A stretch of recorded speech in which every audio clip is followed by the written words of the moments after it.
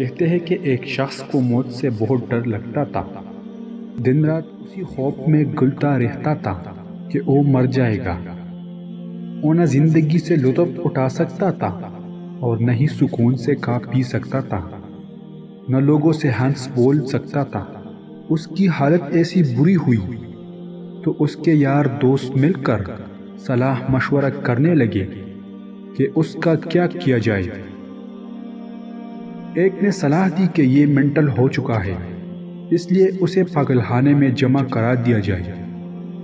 سب نے یہ رائے مسترد کر دی کہ پاگل خانے والے ایسا فیس پا کر کہیں خود بھی پاگل نہ ہو جائے۔ دوسرا دوست چرسی تھا جو اپنے سارے غم دھوئے میں اڑانے کا قائل تھا۔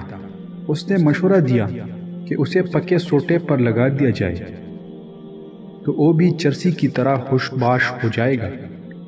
جب بھی غم ستائے گا ایک گہرا کش ہی غم کو اڑا دے گا۔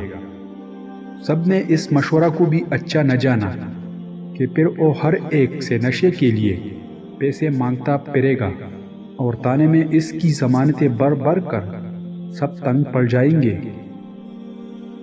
تیسرے نے مشورہ دیا کہ اسے روحانیت کا راستہ دکھایا جائے، کیونکہ یہ روحانی مرض ہے اور اس کا روحانی علاج ہی شفا دے گا۔ اس پر سب متفق ہوئے اور اسے لے کر ایک صوفی صاحب کے پاس پہنچے۔ صوفی صاحب نے پوچھا کہ بچے بتا کہ تجھے کیا پریشانی ہے؟ شخص: صوفی صاحب، مجھے موت سے بہت خوف آتا ہے۔ سوچتا ہوں کہ ابھی کڑے کڑے گروں گا اور مر جاؤں گا، یا بہت کامیابی زندگی بھی گزار لی تو سب کچھ یہی پڑا رہ جائے گا اور میں قبر میں تنہا پڑا ہوں گا۔ صوفی: میرے بچے، ایک بات بتاؤ، اگر تم کسی سے چند روپے قرض لیتے ہو تو کیا وہ قرض واپس کرنے سے ڈرتے ہو؟ شخص: بالکل بھی نہیں، قرض تو لیا ہی اس لیے جاتا ہے کہ واپس کیا جائے، لیکن اس بات کا موت سے کیا تعلق ہے؟ صوفی نے زمین سے مٹی بھر خاک اٹھائی اور کہنے لگا کہ تم اس خاک سے اٹھے ہو اور خاک کو یہ قرض ایک دن واپس ہونا ہی ہے۔ تمہارا ہر لقمہ، تمہارا ہر گھونٹ خاک کے اس قرض میں اضافہ کر رہا ہے۔ یہ خوب جان لو کہ جس مٹی پر تم چلتے پھرتے ہو تم اسی سے لیا ہوا ایک قرض ہو، اور اس مٹی پر رکھا ہوا تمہارا ہر قدم تمہیں اس بات کی یاد دلاتا ہے کہ مٹی تمہیں اپنی طرف کھینچتی ہے۔ آخرکار یہی مٹی تمہیں نگل جائے گی اور تمہاری کوئی نشانی باقی نہیں رہے گی۔